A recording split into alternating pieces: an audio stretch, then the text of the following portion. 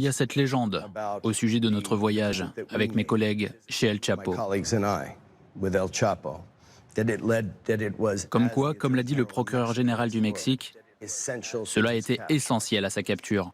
Nous l'avions rencontré plusieurs semaines avant, le 2 octobre, dans un endroit pas du tout à côté de celui où il a été arrêté. Sean Penn a été critiqué pour cette interview d'El Chapo et notamment pour avoir accepté que le narcotrafiquant la relise avant publication. En un mot, est-ce que vous portez chance, Michael Keaton? Oui. Eh bien, si c'est le cas, vous devriez m'embaucher. Tous les réalisateurs français devraient m'embaucher.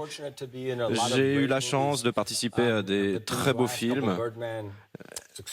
Birdman, c'est un film véritablement extraordinaire. C'était une très bonne expérience pour moi.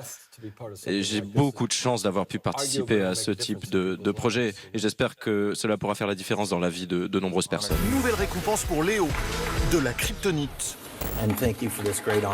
Cette fois, c'était pas du cinéma. Léo était récompensé à Davos pour son militantisme écolo. Et pendant ce temps, à Los Angeles, tout le secteur de la sidérurgie se mobilise pour fabriquer sa prochaine récompense, un Screen Actor Guild Award. La cérémonie aura lieu la semaine prochaine. Comme d'hab, il gagnera et comme d'hab, il dira « Thank you so much and thank you for this incredible honor ». Il a 73 ans, il s'appelle Harrison Ford et selon un classement américain paru cette semaine, c'est l'acteur le plus bankable de tous les temps.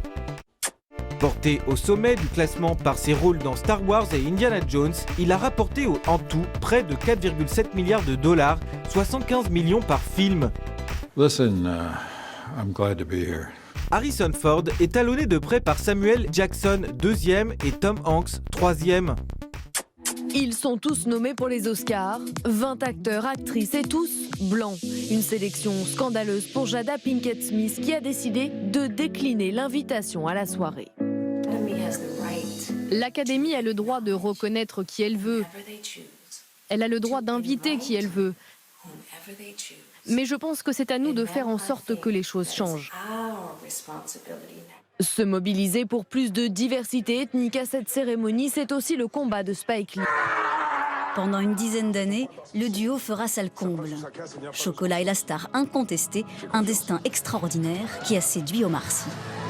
On peut voir des choses parallèles, évidemment. C'est un artiste noir à Paris. C'est le seul d'ailleurs.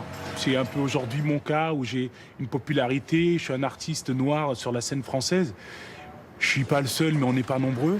Quelque part, je suis un héritier de son travail, de son art. Et qui, ensemble, alors que toutes les situations sont quasi invraisemblables, parce que plutôt dramatiques, c'est ce qui fait qu'on rit tout le temps, parce que ça se succède et on n'en sort pas.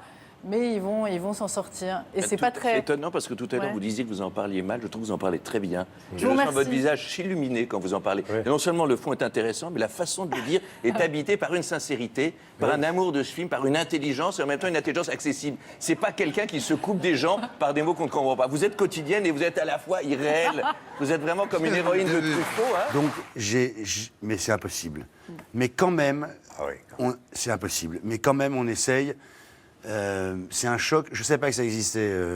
C'est vraiment... J'ai eu l'impression qu'il y avait des gens qui avaient 2 seringues avec 700 grammes, 700 kilos de poppers dans mes 2 pieds.